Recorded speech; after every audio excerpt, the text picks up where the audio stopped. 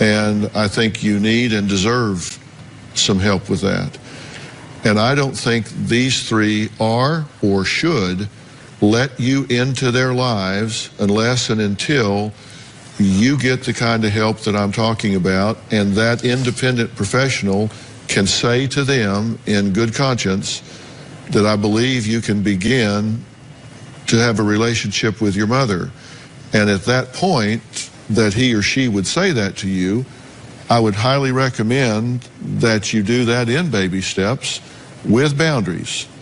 And if she violates that, you pull back. If she doesn't, then you take the next step. Does that make sense?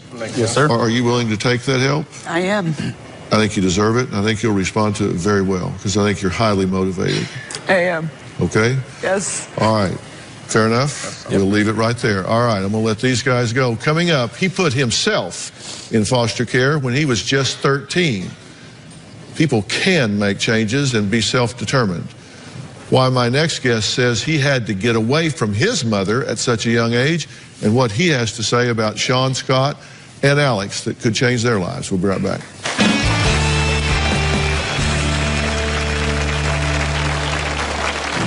In the 8th grade, I made a decision, and that's when I put myself into foster care. I was an all-state basketball player on the outside, but on the inside, I was broken. I am the man I am today because of a lot of the years of struggling with abandonment from my parents. If you're going to be in the Los Angeles area and want to watch a live taping of the Dr. Phil Show, call 323-461-PHIL. That's 323-461-7445 or visit drphil.com. Tickets are free, and I hope to see you soon. Well, I have a special guest today who has a story that these brothers will be able to relate to. Ben Raymond is a good friend. It's Steve Harvey's son-in-law, and you all know, everybody knows Steve Harvey is one of my best friends, and I've known Ben before. We've played some games together and done some things. He's the author of a new book, Playing the Game Without a Coach. Now, Ben had such an unstable childhood that he put himself in foster care. When I was 7 years old, I was abandoned by my parents. It caused a lot of dark days for me, a lot of hurt, a lot of anger.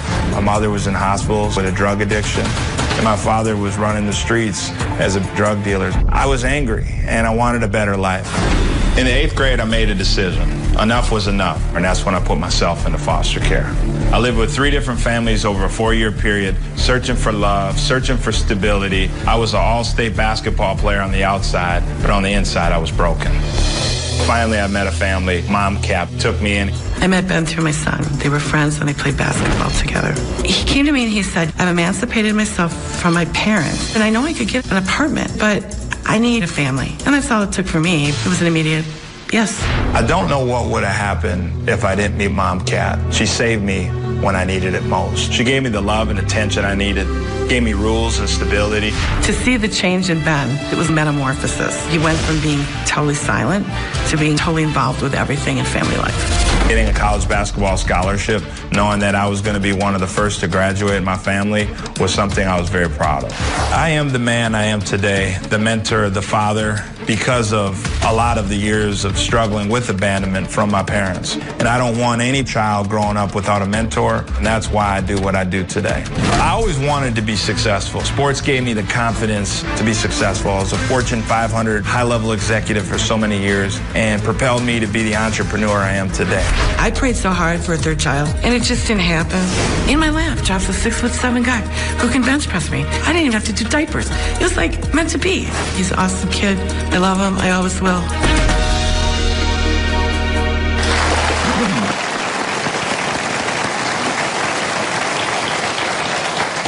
Well, Ben, you did do it, and you've been very successful, and I say that not just in a business sense, but in every walk in your life. And the thing that I've been concerned about with these three, that I'm so happy to have you talk about, is that if they carry this bitterness and anger and hurt in their lives, whether they mean for